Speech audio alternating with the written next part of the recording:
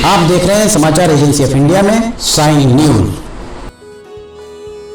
जानिए कब है मत्स्य द्वादशी, किस तरह होता है मत्स्य द्वादशी का पूजन पाठ। मत्स्य द्वादशी की संपूर्ण कथा, पूजन विधि आदि सब कुछ जानिए विस्तार से। आप देख, सुन और पढ़ रहे हैं समाचार एजेंसी ऑफ इंडिया की साइन न्यूज के धर्म प्रभाग में विभिन्न जानकारियों के संबंध में।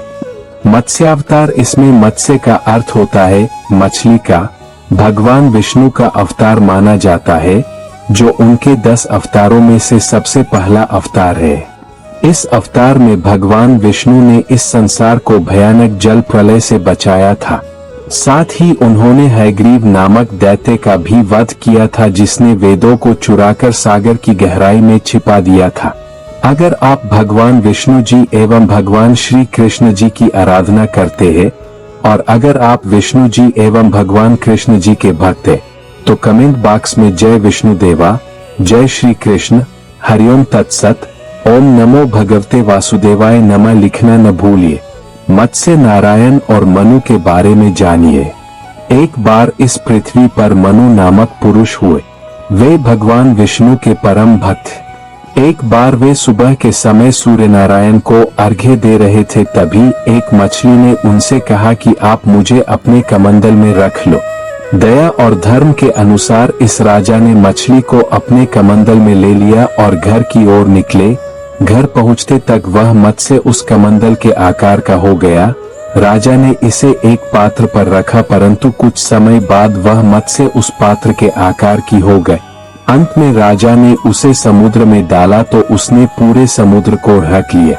विद्वान राजा समझ गया कि यह कोई साधारण मछली नहीं है, अवश्य ही यह कोई देव है, और राजा ने मछली रूपी देव से अपने असली रूप में आने की प्रार्थना की।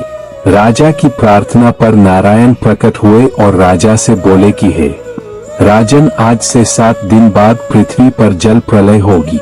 संपूर्ण पृथ्वी जलमग्न हो जाएगी, तो आप एक बड़ी सी नाव का निर्माण कर सप्तऋषियों, तमाम तरह के बीजों, पशु पक्षियों के जोड़ों के साथ उस नाव में बैठ जाए।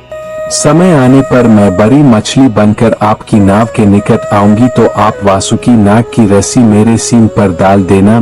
मैं स्वयं आप और आपकी नाव को इस जल प्रलय से बाहर सुरक्षित स्थान तक ले जाऊंगा।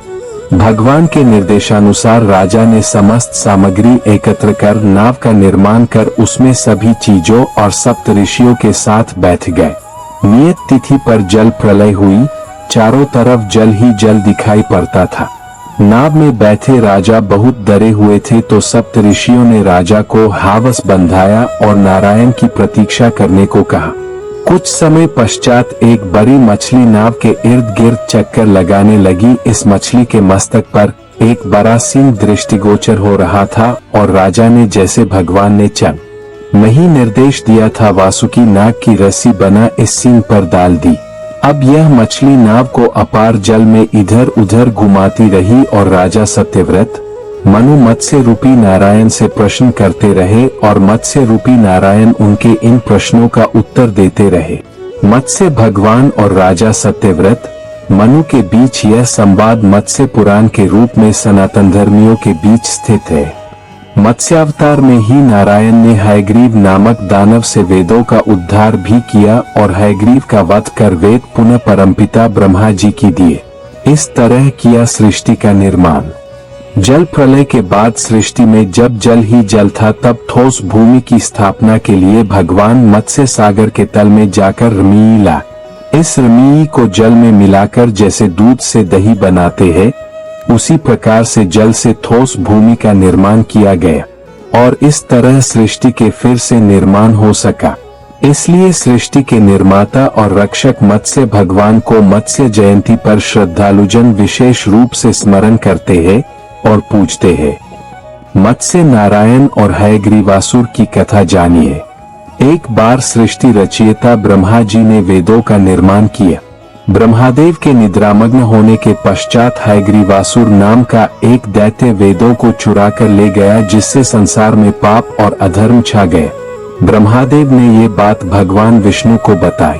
उन्होंने हयग्रीवासुर का वध करने के लिए एक बड़ी मत्स्य का रूप ले लिया और समुद्र में जाकर हयग्रीव के पहरेदारों को मारकर उसके कारागार से वेदों को छुड़ा लिया और हयग्रीवासुर की सेना समेत हयग्रीवासुर को भी मार डाला और वेदों को अपने मुंह में रचकर समुद्र से बाहर आ गए और वेद वापिस ब्रह्मा जी को सौंप दिए।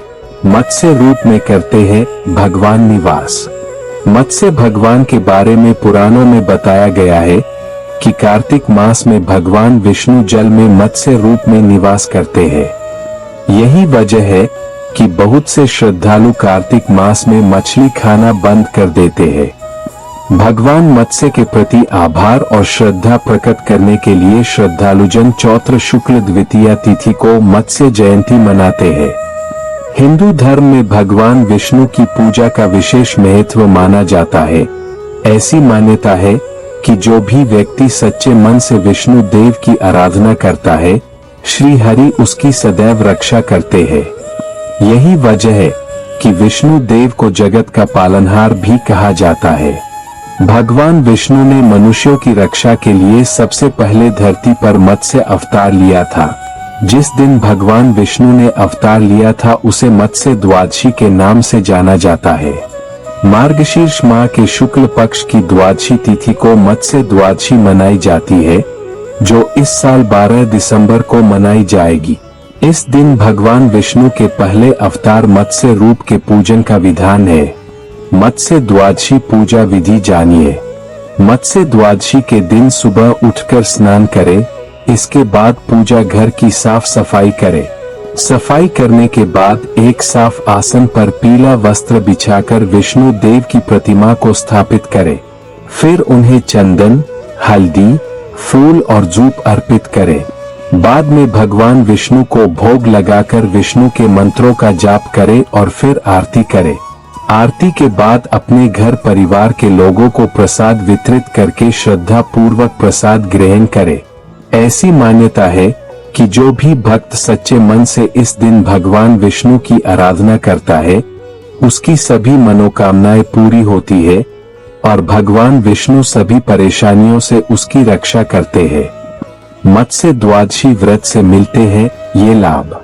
पौराणिक मान्यताओं को अनुसार जो महिलाएं सच्चे मन से मत्स्य द्वादशी का व्रत रचकर भगवान विष्णु की आराधना करती है, उनकी मनचाही इच्छा पूरी होती है।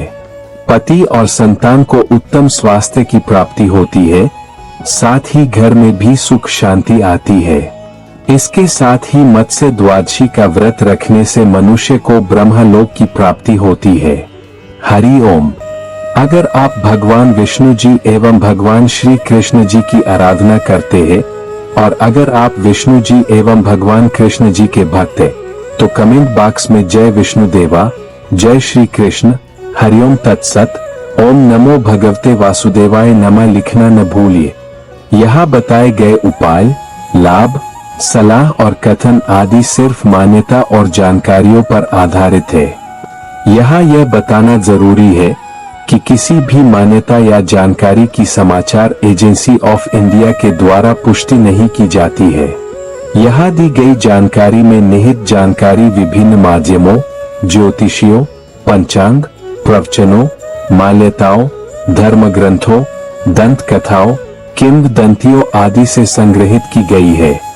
आपसे अनुरोध है कि इस वीडियो या आलेख को अंतिम सत्य अथवा दावा न माने एवं अपने विवेक का उपयोग करें। समाचार एजेंसी ऑफ इंडिया पूरी तरह से अंधविश्वास के खिलाफ है। किसी भी जानकारी या मान्यता को अमल में लाने से पहले संबंधित विशेषज्ञ से सलाह लें। अगर आपको समाचार एजेंसी ऑफ इंडिया में खबरें आदि पसंद आ रही हो तो आप इसे लाइक, शेयर व सब्सक्राइब अवश्य करें। हम नई जानकारी लेकर फिर हाजिर होंगे, तब तक के लिए इजाजत दीजिए। जय हिंद।